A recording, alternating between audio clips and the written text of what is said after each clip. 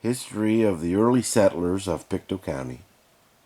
Years ago, there came an immigrant settler to Pictou County on the ship Betsy. He came by way of Chicago.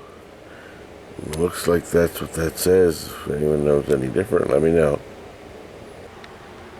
He had a land grant from the British Army.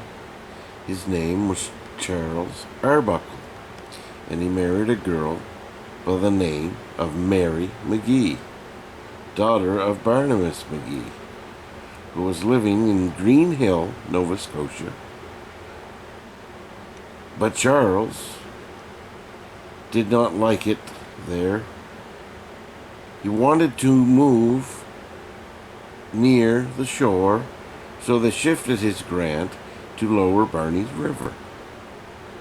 And his first child was born there, Polly McGee. She was the first white child born in Pictou County. And the river got its name, Barney's River, after Barney McGee. There was no playmates for the girl, so she played with the Indian children. And they lived here for quite some time. With some other settlers' arrival, and Barney McGee gave them land for nothing, so he could have neighbors and someone to speak his language. The Indians used silver for bullets, and they used to go away in canoes up the river, and finally, when they could not take the canoes any further, they would travel. So Polly used to go with them, and when they were getting close, near the mine, they would blindfold her so she could not tell where she was going, and then take it off at the mine. But she said there was a mountain of silver, and she could look back and see the ocean. Now, I don't know how many generations that is back, but I am direct as I know. She's buried in Murray's Point Cemetery.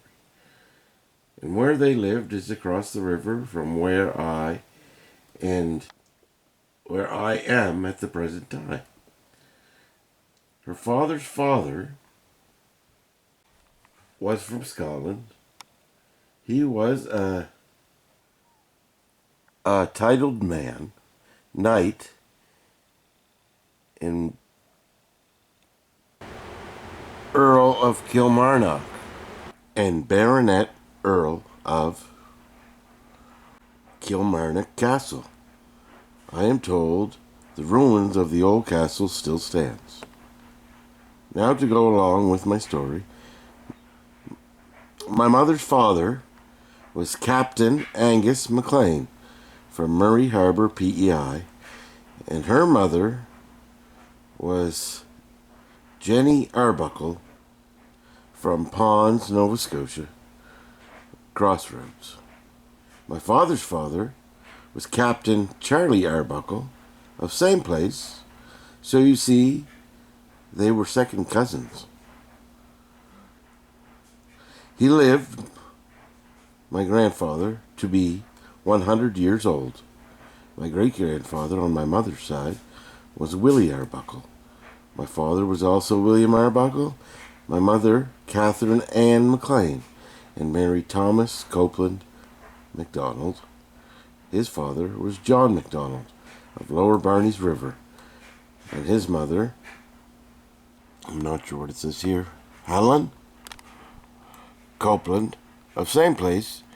He had one brother, Jim, and one sister, Annie, or something like that, Ami, I don't know, who married Howard Robertson of Piedmont, and Jim married Ethel Dempsey of Lower Barneys River.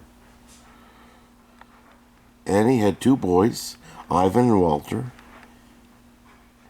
Walter was killed in last war, and as I know, Ivan is still living in Brockton, USA. Jim had 2 girls and 1 boy. Douglas, who lives in Miramichi and is married to Catherine Macdonald of Lords, Nova Scotia. And Tina, I don't know, is dead, left 1 son. She was married to Robert Stewart of Miramichi. He is also deceased. The boy, I don't know where he is. And Amelia, she lives on the way to the ferry Caribou. Her name is Miss John Chisholm.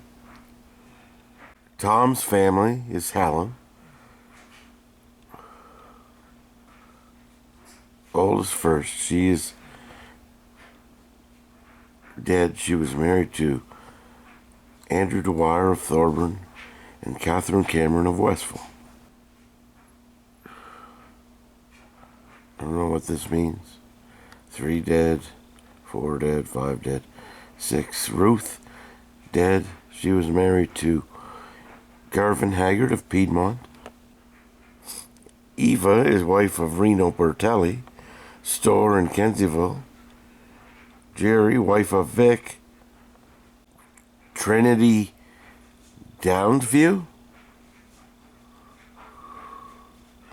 And June, Miss Earl Stewart. Pine Hill Crescent and Westmin or something, I don't know. Joyce, Mrs. James B. O'Connor, Lagan, Barneys River. Robert M. lives in the old homestead at Lower Barneys River. Wife Irene Conrad of Lawrencetown, Halifax County, and Rita, wife of John Fraser of Miramichi, now of New Glasgow.